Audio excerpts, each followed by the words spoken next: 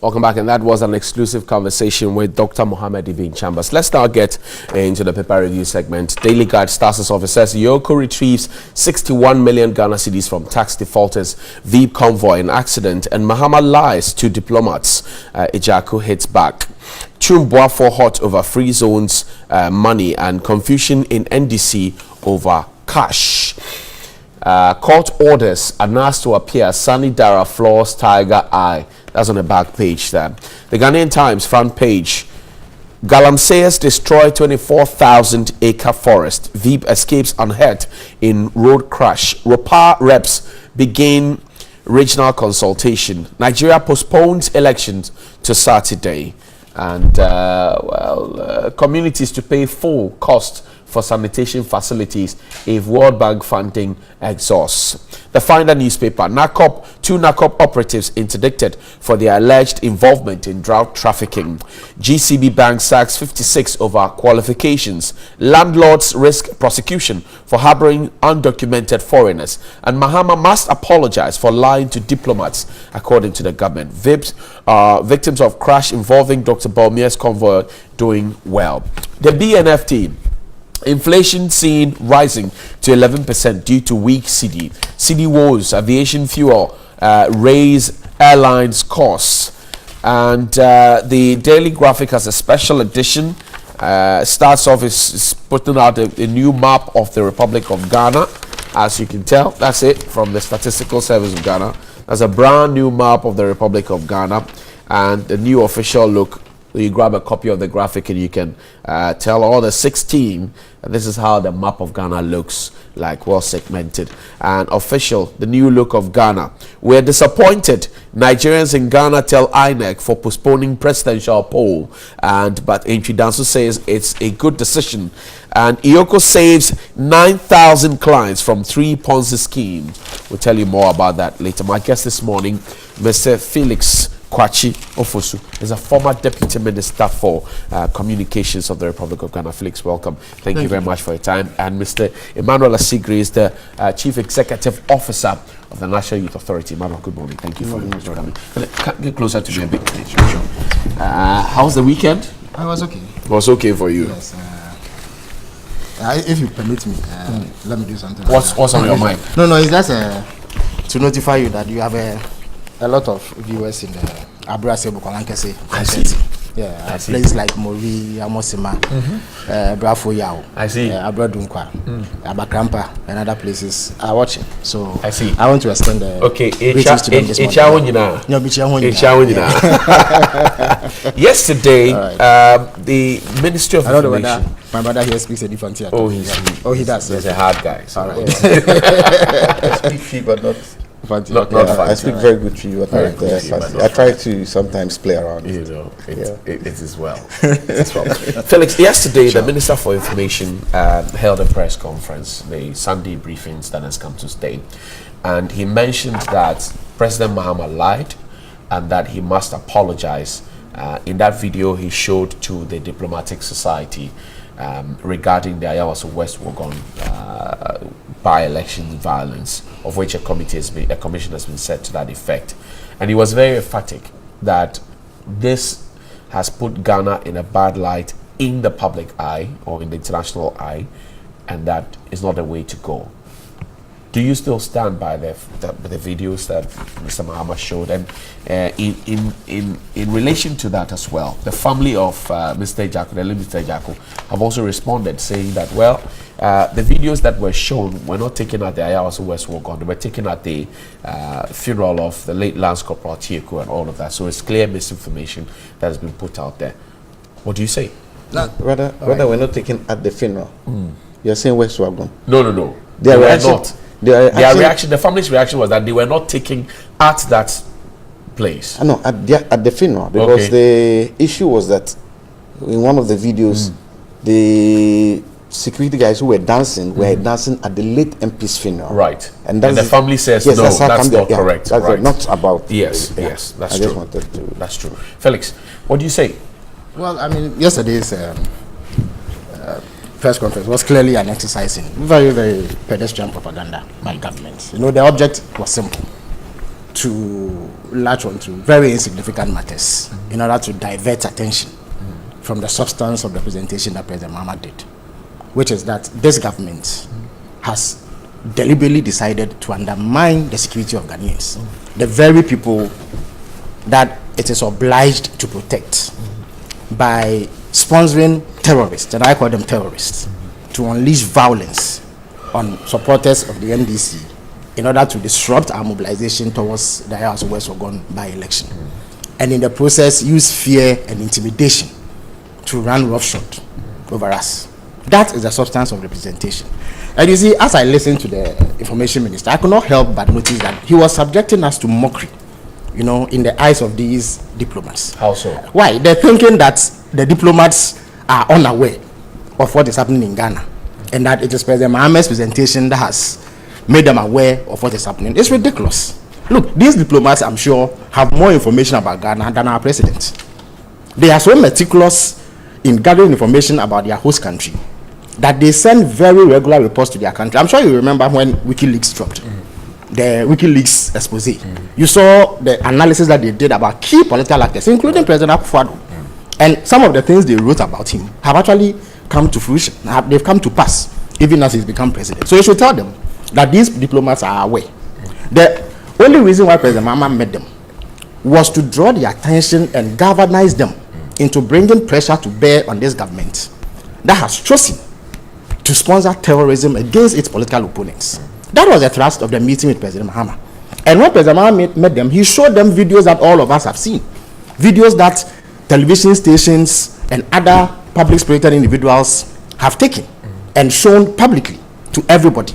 And every Ghanaian has been horrified about the videos that have emerged. How these hoodlums, who have been clearly identified as members of the New Patriotic Party militant groups, set upon innocent Ghanaians and assaulted them, brutalized them in a bid to ensure that their candidate got safe passage in that election. That is the substance. That is what we ought to be addressing and averting our attention to. That exercise that they held yesterday is a show in propaganda. Well, President Mahama apologized. Look, there's nothing to apologize for. What Look, the family apart from being so irresponsible as to terrorize their own citizens, this government also wants to reduce governance to a ridiculous exercise. The government that has used state resources to recruit these terrorists to visit mayhem on innocent citizens is not apologizing. They want the former president, who has only called for international pressure to be brought to bear on this government, to apologize. You know why it is necessary to call on the international community to react? This is a government that has no respect for public opinion. They don't respect what you say or what I say. They don't respect. Really? No, just a minute. I'll show you why. They don't respect what civil society says. They have no regard for the sensibilities of the Ghanaian people. They do what they like, and it doesn't matter how much you condemn the militancy that they are investing public resources in. They will never stand down the violence. So only two options are available to the Ghanaian. Which is? One of them is to vote against them in elections. Simply remove them out of government so that a more responsible government takes over. That will not pump national resources into the terrorism that we saw at House of West Ogon. The second one, before then, is to bring adequate pressure from international sources to bear on them. Because you do know that the international community has a way of calling errant leaders to task. Indeed, in the run-up to the just recently postponed Nigerian election, the ICC chief prosecutor, Madame Fatou Bensouda, recorded a video in which she cautioned all Nigerian politicians to desist from any acts that undermine the human rights of Nigerians or that visits violence on Nigerians, lest the International Criminal Court will hold them accountable and try them if need be, so that they answer for their crimes. That is pressure that was brought to bear by the ICC on Nigerian politicians, so that even if they order some of these attacks on Nigerians, they will have it at the back of their mind that a day of accountability is coming. This government does not care what anybody says. Just a minute.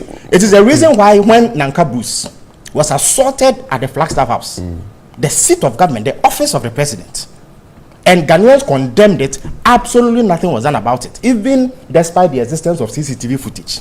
That shows clearly the terrorists in the invisible forces who did that.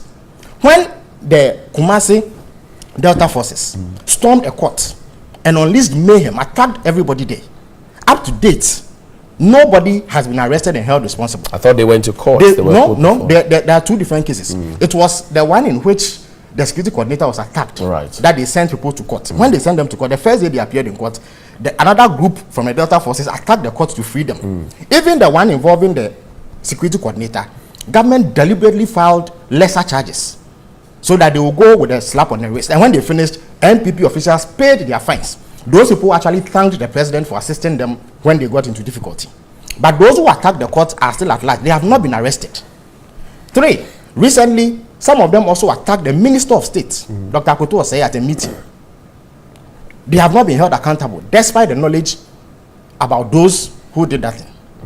And the Delta and Invincible Forces have gone on to unleash mayhem after mayhem after mayhem. They have attacked state institutions. They have even attacked private contractors, not too far away from here in cantonments.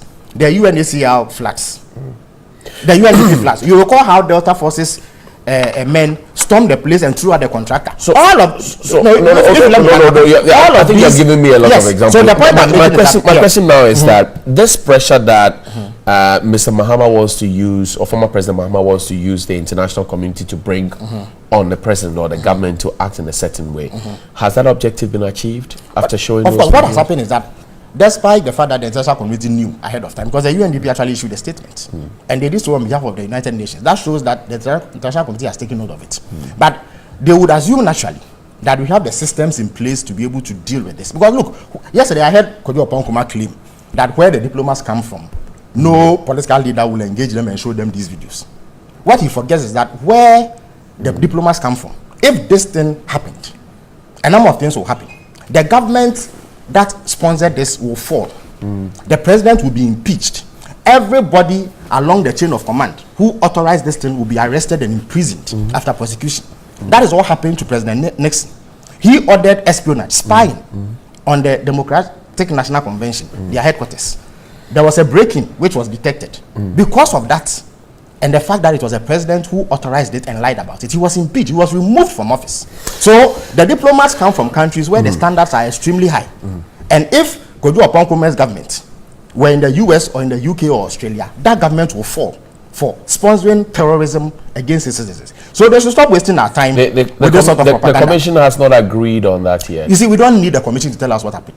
What happened is glaring. It is in the public domain. Okay. Everybody saw these terrorists assaulting the people with that provocation. They went there on the basis of lies, which are falling flat. Even their appearance before the commission have exposed their lies. Look at the contradictions between the National Security Minister, Mr. Branda Champong, and the police officials who have so far appeared. The Interior Minister of Ghana is saying that he is not aware of how these people got access to police vehicles. So it should tell you that we have a government that is sponsoring terrorism, and rather than apologizing and showing contrition, they seek to use propaganda to divert attention from the issues that matter. Well, this morning President Mahama has reacted on his Facebook wall. He is standing by what he did. It is a responsible thing to do. Unlike President Akufo-Addo, who lauded his party members at Etiwa for sharing the big Let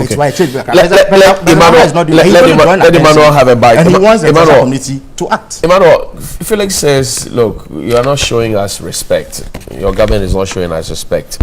And that the call for apology on behalf of from President Mahama is uncalled for, and that you should rather be apologizing.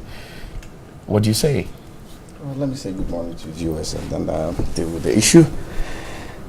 It's far-fetched that I sit here this morning and I listen to my brother come up with all these things that he's putting out there with regards to a matter which is a fact. He's talking about the fact that no regard for Ghanaians and that, you know, we don't need anyone to put the facts before us. We have a former president who has lied in his quest to want to gain that recognition in his party to lead them. With that one, that Ghanaians will vote him back to power again.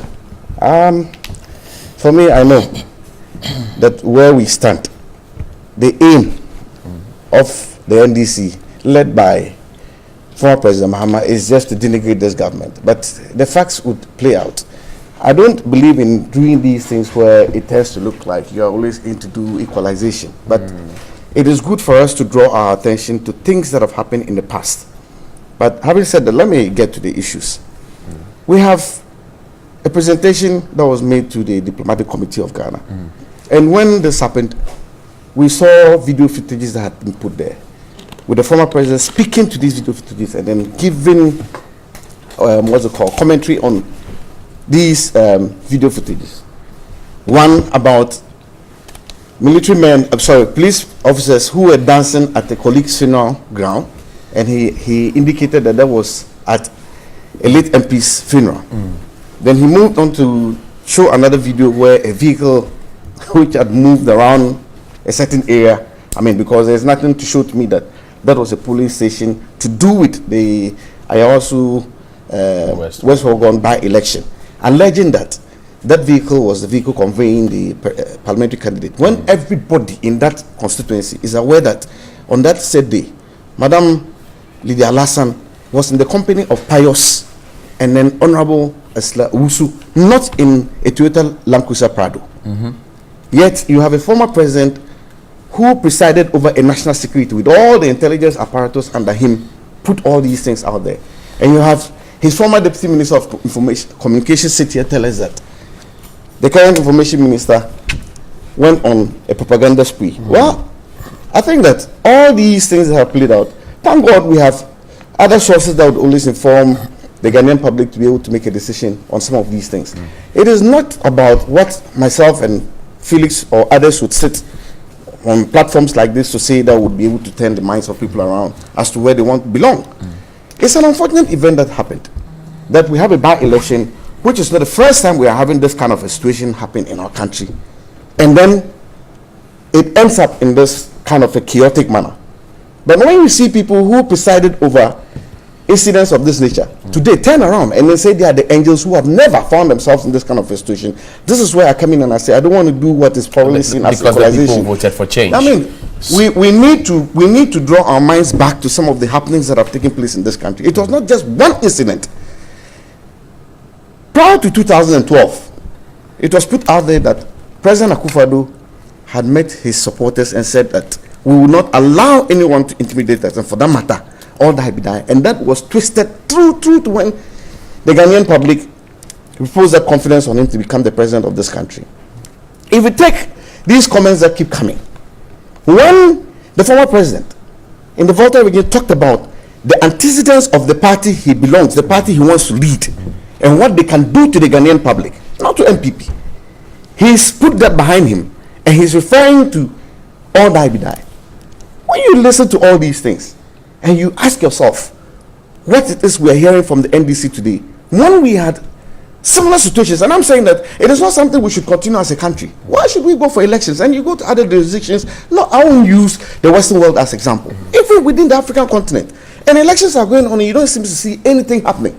And when it comes to our situation, by election, and we have it turning out in a violent, bloody manner, it is a shame on all of us. But when you find one party want to stand and then make it look as if, these are the people who are known to be these type of characters, then you can't but to bring these type of things. Is President Mahama not worried? You can't but to bring these type of things to remind us of where we are coming from. We saw the same national security operatives, which today have been seen as the worst thing that has happened to this country, happen at Cheponi. We saw a gentleman who shot, but for the timely intervention and his presence there of Professor Frimpong Boateng, I believe the three people who were involved today probably would have been talking about them as history. He quickly moved in and then had to perform surgery on them to save the situation. Under whose reign did that happen? Under whose reign did that happen? The man who put the diplomatic community together suddenly forgot that under his reign, his interior minister, when Ghanaians, per the provisions in our laws, indicates that you can peacefully hold a demonstration. They just held a demonstration, and for the first time, places where hitherto Ghanaians would not have the opportunity to get close, let alone even have access to, they were able to get there. They were the Interior Ministry, they were the police headquarters, they were the presidency, no less a place but the presidency, where roads were blocked and allowed them to do all that because we believe in the tenets of our democratic principles and the rules of this country. In our situation, under President Mahama's reign, his Interior Minister came out to tell Ghanaians that violence begat violence. You see, let's allow some people who have what it takes, people who are with no blemish, point fingers at us. Where do we but go not from people. here? Hold on. Let me make my point. Not people who just a couple of years ago. less than 4 years ago led our country in similar But situations. that's why the people voted for change, Emmanuel. Of course, that is why Where do that we is go why from that is here? why you are seeing this current president do something about it. He's talking about the fact that they don't believe in, and we know they don't believe in this committee. It is not something that we comes as a surprise to us.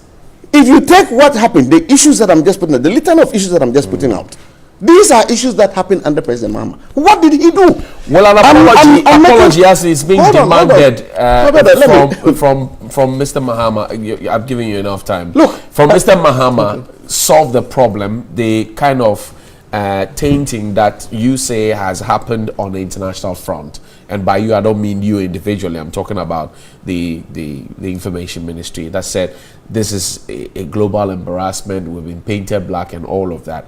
Will an apology solve the matter? Well, for me, well, the information minister has put this out, but I, in my wildest dream, don't believe that President Mahama and the NDC would ever think that they have done anything wrong. And you can hear that from Felix. It is not something that we would get anything like even some sober reflection or sober pronouncement from them, let alone to talk about an apology. So it won't happen. So for me, such calls, I would not even bother myself to want to call on, him to apologize. It is going to be something he would continue to do till we move into the election. It is something they have decided that they would move with, because he goes to meet this group and he talks about this president referring to him, making a pronouncement about the all die be die. It's a president who had preached violence even in opposition to being in government. Thank you. The man who has not, is the one who I'm reminding Ghanaians of.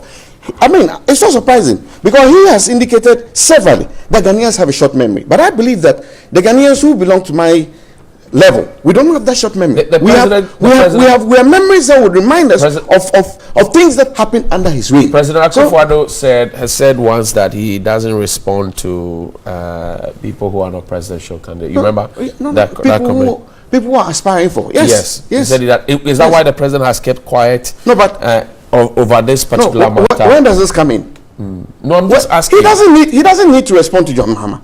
Okay. He doesn't need to respond to John Mahama. What he needs to do is run this country, and that's why he has put in a commission. I mean, why should President Akufo-Addo spend his time that each time former President John Mahama speaks, that he has to come and respond? No. I mean, it doesn't happen anywhere. I don't see the precedence anywhere, and I think that he has deviated from what is a norm. Could that be why the NDC is trying to get him to respond by going to the international community to play videos and tell them? No, but I mean, Felix just made a pronouncement, which I also believe because they're not going before the commission anyway. Hold on. That is their own problem, which I also believe so. The national community is more aware of what is happening in this country than probably we can even think of. Because, like I said, they do things in a very meticulous way. They have ways of gathering their information, and it happens across board. I mean, when we find ourselves on the other side, that's what we do. Where we have a particular interest, we also have a team of people there who find ways of picking information, intelligence as to what it is that is our interest. Okay. So these things are not things that, whether he said it to them or not, we just want to draw the attention of the Ghanaian public, including even the diplomatic community, that these videos that were put out there is no relation or correlation with the things that were alluded to, that these are videos from a funeral ground which had no relation. And you are not surprised. If Mr. Mahama doesn't apologize, what happens? My brother, we are not looking for that from him. If he doesn't apologize, we move on. But the fact of the matter is that these things that they think they can write on to make them look the better people of this country, it won't happen. Okay. Today we are talking about insecurity and all those things, and then you forget about the things that have happened to us as a country under these people.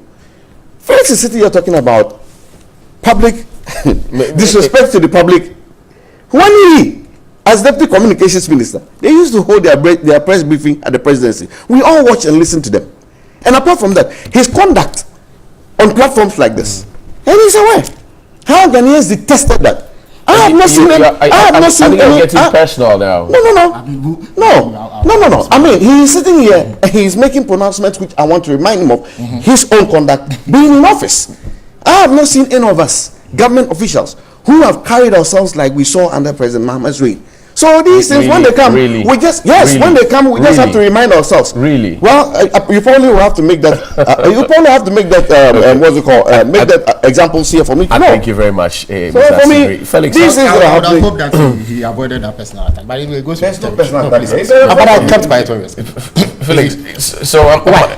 Who doesn't remember President Akufo-Addo? The day that he addressed the nation at I don't want us to turn this into an Akufo-Addo Mahama thing. He had his state. It's a national. So let me ask you a question. Yes, I'm pointing at it. You see, Let me ask you a no, but you question. see, I have a right to rebut the claims he made against me. It is fair that you allow me to do that. I'm saying that, look, we have not been half as arrogant as they have been. Why? From the president to the last person in the MPP, they show insufferable arrogance on a daily basis. When the minority protested against the sighting of the U.S. base in Ghana, you remember the address that President Akufo-Addo did that night, and the way he rained insults, basically claiming that we had gone for money from the U.S. and we're doing what we were doing against his government. So you recall the intemperate language that he used. Why don't we hear them on a daily basis? They are party officials. When the Invincible Forces and Delta Forces go and misbehave, they go and maim people, attack people. There is bloodletting, and they are told to disband them. What did they tell her? That will be done over their dead bodies. What is more arrogant than that? Why? Didn't you see your communicators who you've made ministers today? We have not heard Cabo threaten that they will be. Please, let me make my point. Let me make my point. We've not heard Cabo say that there will be Afghanistan in Ghana. Have you ever heard an NDC communicator say that? We've not heard Samye Uku compare a Supreme Court judge's face to a deity, for which reason he was convicted for contempt. You've not heard that? Or you think we don't know that? Look, this is a serious platform. We are here to debate issues. Which is why I don't want us to do. Yes, so the personal attack he made was completely uncalled for. It was unnecessary. So but I only brought this. Apologize. No, from it's not necessary. Look, it's not necessary. What have I said? Look, it is not necessary. Apologize. The point is that the facts exist. I can go on and cite you examples of people in this let's not go that government who way. show a lot of arrogance. So- We've seen it. so- Why? The likes of Wontumi, who go about talking the way they do. Don't people hear them? Their general secretary, their deputy general secretary, who go about talking the way they do. Don't we hear them? Didn't they have a general secretary who threatened Supreme Court justices with death? So what is he talking about? Why did they not top the league of intemperate language every time that the West African Media Foundation did a poll on the use of bad language in our politics? So what is he talking about? He clearly does not have the facts. But coming to attack me personally will not dissuade me from making my point. The point is that So my question now, you have responded to. My question now is that some say President Mahama should have gone to the commission. You see, Johnny, if he wanted you are belaboring the point. to make his point. We have indicated that the acts that happened on the 31st of January at Ayawaso West Ogun were criminal acts. The people who engaged in the acts have been clearly identified as members of the MPP's militant groups, or terrorist groups, if you like. The Minister of State in charge of national security has owned this group. He has said that they operated under the auspices of his office. So there's no dispute about what they did, because it is there in the videos, who they are, because they are members of the MPP's militant groups, and who authorized them, the national security outfit. So this is a straightforward criminal matter. Sufficient evidence exists. If indeed there are gaps in the evidence, the police and other security agencies have the capacity to conduct investigations to fill those gaps and then proceed to prosecute them. They have not done that. They have pretended that this evidence does not exist, and they choose rather to hide behind the commission. And they know that the commission's work is such that people who come there to testify cannot be taken on in terms of a criminal trial based on their testimony. So they effectively have immunity. So they are simply using that to shield people who they know are guilty of this offense. Do you trust So the we have commission? said, listen, we have said that we don't believe that the commission approach is the way to go. Okay. What is required is a straightforward criminal investigation. That is why we as a party are not showing up. But if there are individuals in our party who feel that they want to work with the committee, they are free to do so. So that has been done. Right. So it is not for President Mahama to appear before that commission to give them evidence. Again, the reason why it is necessary to meet the diplomatic community and ask for some international pressure to be brought to bear on this government is that even as we lamented the Ayawaso West Ogun violence and we all decried it and condemned it, the NPP was still secretly recruiting more thugs to be trained for the 2020 elections. You saw the letter signed by the Upper West Regional Security Liaison, and that letter has been spoken to by 3 FM, I think, and Joy FM. The man was interviewed. No, he was actually heard saying that indeed he authored that letter to all constituency chairmen in the Upper West region to bring party people to be trained using state resources for the 2020 elections. So even as we are condemning what happened at Ayawaso West Ogun and asking government to take action and desist from federal conduct. They are secretly training people to engage in that sort of violence. So this is a government that clearly, as I said before, doesn't respect public opinion. They don't respect the fact that Ghanaians are very angry at what happened at Ayo Aso West Ogun. They will not listen to anybody, and they are definitely not going to move away from investing public resources in violence as a means how did you arrive at that conclusion? Why? That the training is supposed to be for violence? Why? Look, first of all, the Upper West Regional Security Liaison is a public official. He works for the Regional Coordinating Council under their security setup. So he is paid with public resources. It is not his business to go about training militants of political parties. In any event, they are in power. The president is the commander-in-chief of the armed forces. He has thousands of men under his command. The police service has 35,000 men. There is a customs service, there is immigration service, and other allied security agents. There is a BNI, there is defense intelligence, there is a foreign research department, and all other agencies at the disposal of this government who can maintain law and order in any election. Why is it necessary for them as a party to use state resources to go and train bandits, hoodlums, like we saw at Ayo Aso West Ogun? The only reason is that they want to use violence and fear to intimidate supporters of the NDC so that they will have their way during elections. That is the only reason. Why? When they were and you say you have a response to that? But look, if you ask people in my party, they will tell you that both publicly and privately, I have said that we need to repose more confidence in the police and move away from using these vigilante groups, because we are only festering danger ahead of us. The IGP has appealed to both parties. No, the IGP should not be appealing. Why? The IGP knows who is behind the Delta forces, who is behind the invisible forces. He should simply move and arrest them, because it is unlawful. You understand what I'm making? So you're not mentioning your parties. You're not mentioning your parties. The Hawks have absolutely no relevance. The ushers, as Adekoka called them. Listen, if they are ushers, they are wardens. Okay. And we go on demonstration and they help to maintain law and order to ensure that people don't spill over.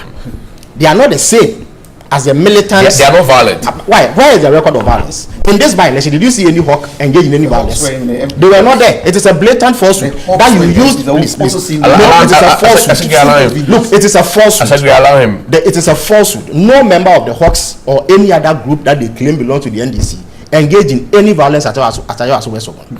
That claim was a pretext for them to come and launch the violence that they engaged in. But I'm saying that it is not the place of the IGP to be lamenting the activities of militant groups. It is his duty to arrest those militant groups and their leaders, and prosecute them and jail them.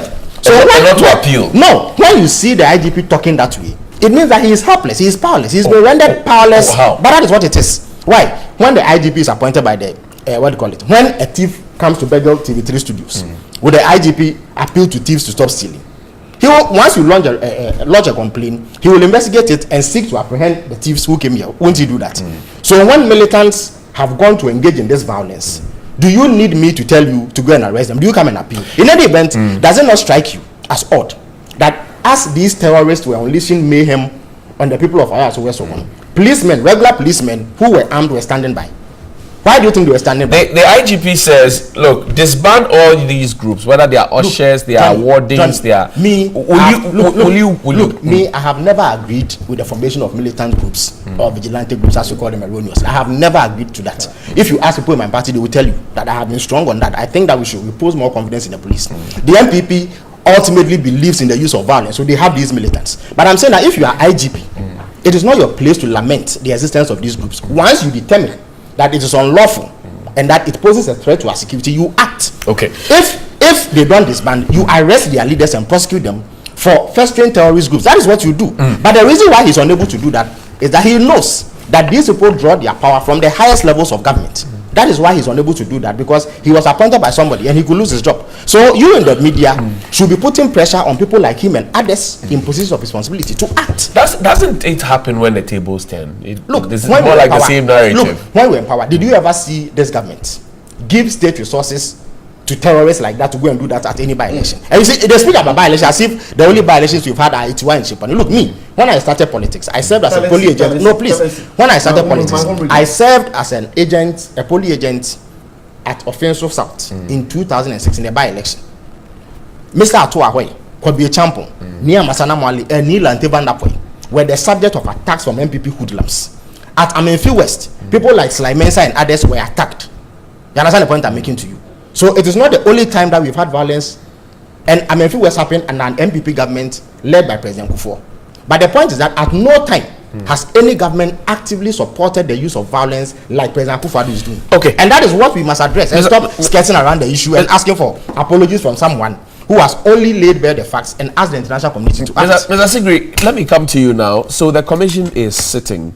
The public has been worried about the what they call the contradictory comments from the people who have appeared so far. The media will appear today, but they see DSP Asare as a star because of how bare he spoke. And even though the NDC says they won't appear, many believe that this would end nowhere. What do you say? Before I get to that, let me put these things out there to rebut to some of the statements. Felix is sitting here talking about the fact that the candidate's house, there was nobody there. No, I didn't say there was nobody there. I didn't say. Okay, you didn't have your vigilante. Exactly, there were no military. They didn't have any weapons. And nothing happened there. You said that. You said nothing happened Yes, there. what happened there? Your MP, who was the first to raise this issue, Sam George, my own good friend Sam George, on the video that has circulated and everyone has it, talks about the fact that in his own house, you come and do this in his own house. You are sitting here But how does that mean putting that out propaganda that nothing happened in the man's house. Putting out propaganda. I beg you, I'm not interrupting you. This every morning. I mean, I'm fine with this. I'm not interrupting you. No, And I want to ask a question. Listen, we've been Are you together for suggesting that? No problem. Are you suggesting that if Sam George says or asks a question that you kill a man in his own house in his own house, I beg your pardon. You kill a man in his own house, it means that there was some wrongdoing on the part of the NDC candidate and others in his house. Is that what you are suggesting? We're talking about vigilante groups, and we said we had Azoka boys in his house. You're saying that for a fact. Of course, when the segment I made that made you come out to say that nothing happened. Then I'm just drawing attention to the fact that we saw that happen. Now coming back to talk about arrogance and how President Akufo-Addo addressed the NDC and all that, I don't think that address President Akufo-Addo held was meant for the NDC. It was meant for the Ghanaian people. If you people found if you people found something in there that was not good for you, I just want to remind you, you would call him arrogant, and it's on you. It is something you people have decided from day one.